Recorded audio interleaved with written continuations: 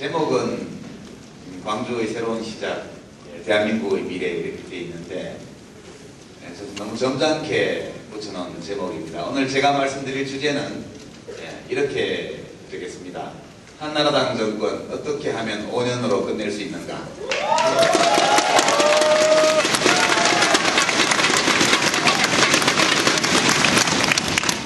그리고 미리 안내 말씀드리자면 다른 데서 보니까 제 강연이 끝나고 나서 막 가시는 분들 계시던데요.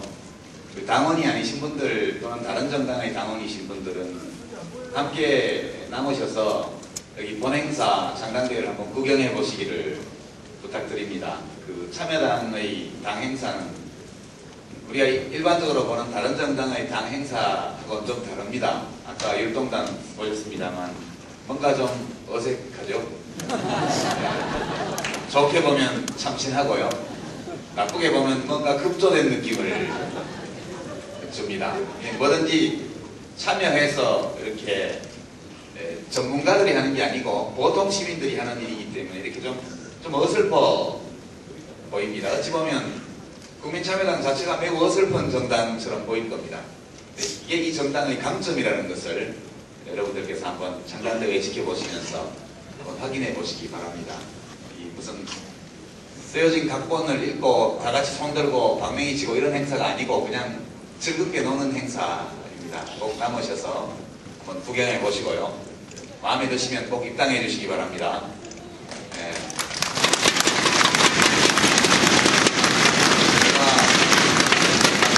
얼마 전에 뉴스 보도를 보고 깜짝 놀라기도 하고 좀 슬프기도 하고 기분이 아주 묘했습니다. 오늘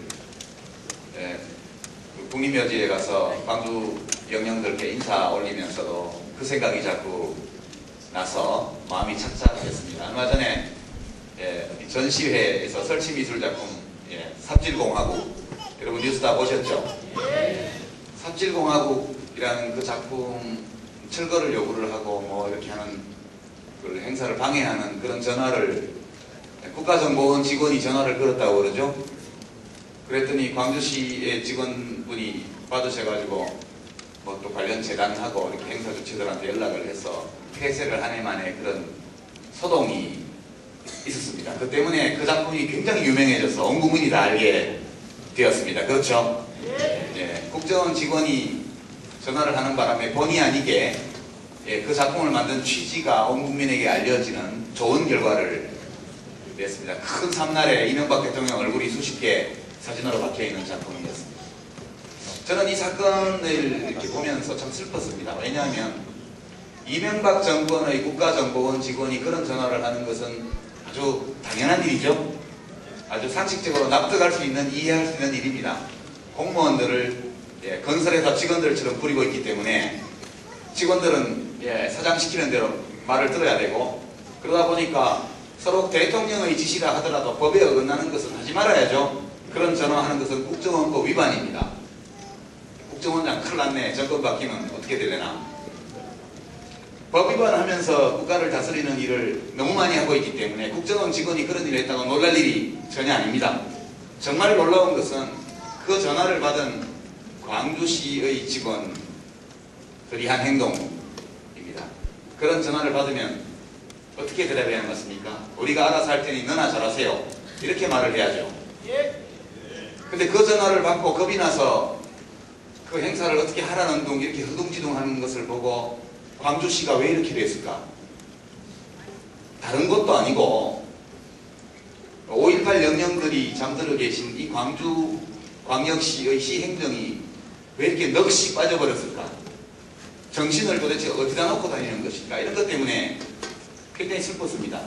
동시에 그 얼마 전에 뭐 4대강 사업 양산강 기공식인가 하는데 이 광주 전남북에 광역단체장들이 나와서 대통령을 찬양하는 소위 MB 어천가를 부르는 걸 봤습니다. 그분들이 속해 있는 정당의 당론은 4대강 반대인데 그 당에 소속되어 있는 시도지사들은 와가지고 그걸 찬양하고, 이런 일들을 보면서 도대체 광주 정신은 어디에 간 것인가, 이런 슬픈 마음이 굉장히 많이 들었습니다. 우리가 이렇게 돼 있기 때문에 정권을 뺏긴 것이고, 지금 전직 대통령을 잃고, 그리고 전 정부의 총리가 불려다니고, 또 국민의 정부 때 김대중 대통령님 모시고 이랬던 분들한테도 그 칼날이 미치지 않을까 겁을 내고 있고, 이렇게 된 이유가 그렇게 정신줄을 놔버리기 때문에 그렇게 된 것이다. 저는 그렇게 생각하면서 마음이 참 아프고 또 슬펐습니다. 그러나 이제 좀 새롭게 해야 될 것 같습니다. 제가 지금은 이제 당적이 국민참여당이고, 옛날에 이제 지금의 민주당이 되기 전에 열린우리당, 또 대통합신당, 그때 제가 이제 당을 그만두고 나왔었습니다. 그래서 이곳에서는 좀 민주당하고 자꾸 싸우니까 저 사람 좀 좋지 않은 사람 아닐까 이런 의심들도 하시고 그러시는데, 그렇게 보실 필요는 없을 것 같습니다. 제가 이명박 정권이 처음 들어섰을 때 제 마음속으로 이렇게 생각했습니다. 국민이 원해서 들어선 정권이니까 받아들여야 되겠다. 그리고 한번 국민들이 온갖 거짓말을 한 전과가 무척 많은 분을 압도적으로 밀어서 대통령에 530만 표 차이로 당선을 시킨 이상 이 국민의 뜻을 현실로 인정하고 받아들이고 그렇게 해야 되겠다, 이런 마음의 자세를 가지고 이명박 정권의 출범을 지켜봤습니다. 그리고 이 정권이 5년으로 끝나는 것이 아니라 적어도 한 10년쯤은 가지 않겠느냐.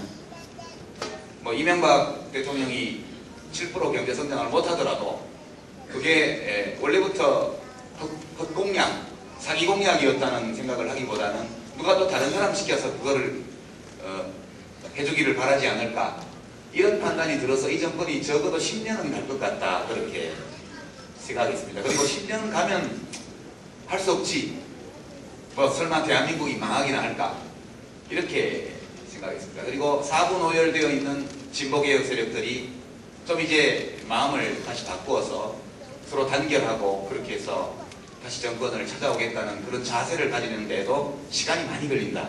그러니까 한 10년 정도는 이명박, 박근혜 대통령 밑에서 살아보지, 그렇게 생각했습니다. 근데 한 2년, 1년 반 가까운 세월이 지나가면서 이렇게 해서는 안 되겠구나, 그런 생각을 했습니다. 10년은 너무 길다. 5년은 할 수 없죠. 선거로 뽑았으니 중간에 나가라고 할 수가 없으니까 5년은 견뎌야 됩니다. 그래서 5년도 너무 길다. 근데 다른 방법이 없으니 5년으로 그래도 끝내는 것이 최선이겠다, 이런 생각을 하게 됐습니다. 그리고 요즘 와서는 잘하면, 열심히 하면 5년으로 끝낼 수 있겠다, 그런 믿음도 좀 생깁니다.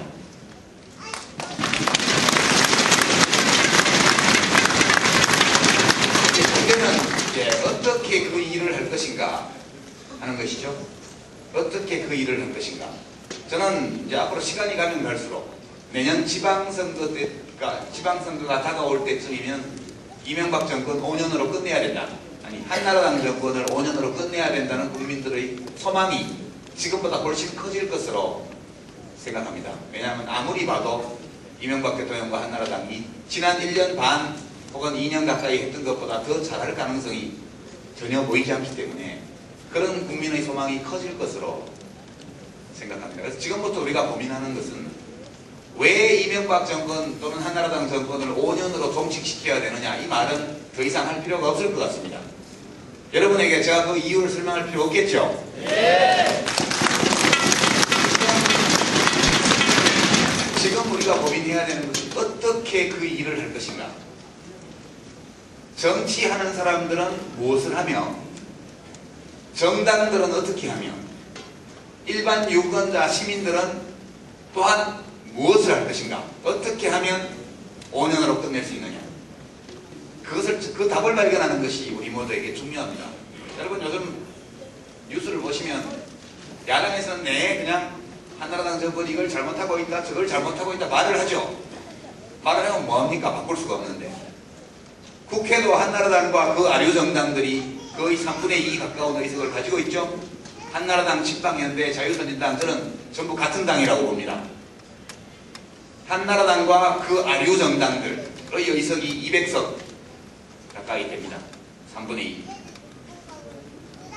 대통령이